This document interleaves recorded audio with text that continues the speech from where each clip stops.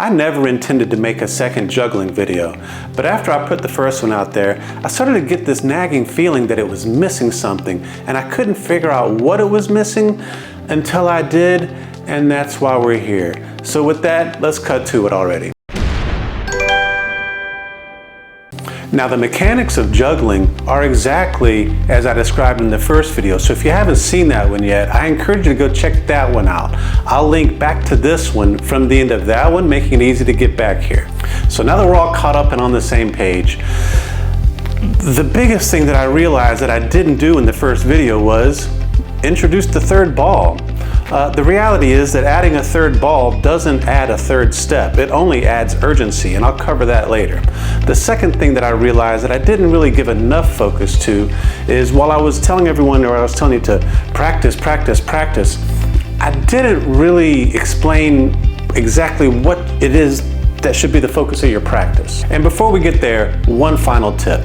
When juggling with 3 balls, make the first toss with the hand that's holding 2 of them, not 1 of them. It's probably obvious, but I'll demonstrate. So I'm holding 2 balls, and it doesn't matter which hand you start with. You need to be able to do this from both hands because juggling takes both hands. But I'll start with my right in this example. So since this is the one that's holding 2 balls, that's the one I'm gonna start with. It makes it a whole lot easier to catch over here and also to just throw the 1 ball. To demonstrate the converse, if you start with the hand that only has 1 ball, well, what do you do with the 2 you're holding? You end up with a mess, not what you're after. And when you're practicing, what is it that you should be focusing on? The answer is consistency, and this is the hardest part to get when you're learning to juggle. When I juggle, all of my balls are thrown in basically the same direction, basically the same height. That's the consistency that I'm talking about. When you're first learning how to do this, I'm projecting, I'll say when I was first learning how to do this, it was chaos. I would throw 1 ball and then I'd freak out because it can be hard to, when you have a ball incoming, and you know that you have to do something with this one, and that something is to throw it at the exact right height in the exact right direction. It's easy to do it kind of recklessly, balls all over the place, which again, like I said in the first one, is why it's really important to learn with something that doesn't bounce and roll. Bean bags. Either pick some of these up, I'll leave the link in the description of this video as well, or make your own. It really doesn't matter. You just don't, like I said in the first one, you just don't want something that's gonna bounce and roll. I can drop these all day, they go no further than that. Which leads me to, what is the height that you should be aiming for? I recommend eye level. That's where you're looking anyhow.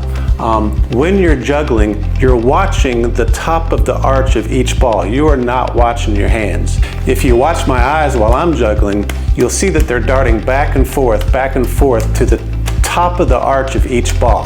I'm not watching my hands. I can kind of see my hands in my peripheral vision, but I don't even think that's what's helping me catch. That does help me catch. But as you're watching the balls, your brain kind of figures out where they're going and just puts your hand there anyhow. Do not watch your hands. It won't work. You can't juggle watching your hands. I'll show you. So here I'm watching the balls at the top of their arch. If I start to, I did not do that on purpose. But as I was watching my hands, I'm not looking at the balls. Keep your eye on the ball. I'm not watching the ball, so I don't know where they're going, so I don't know where to put my hand to catch them. So aim for right about eye height, and that's what you're watching. Now you can buy yourself a little bit of time with this by tossing your balls higher. So if I'm juggling right about here, we can see how fast this motion is. If I start to toss these higher, we can see that I have more time in between each toss, or in between each catch, really, catch and toss.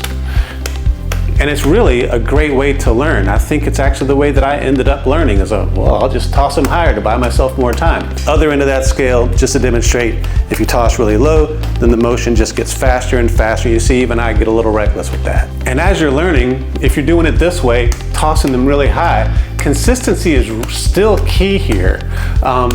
Try to toss them at the same height.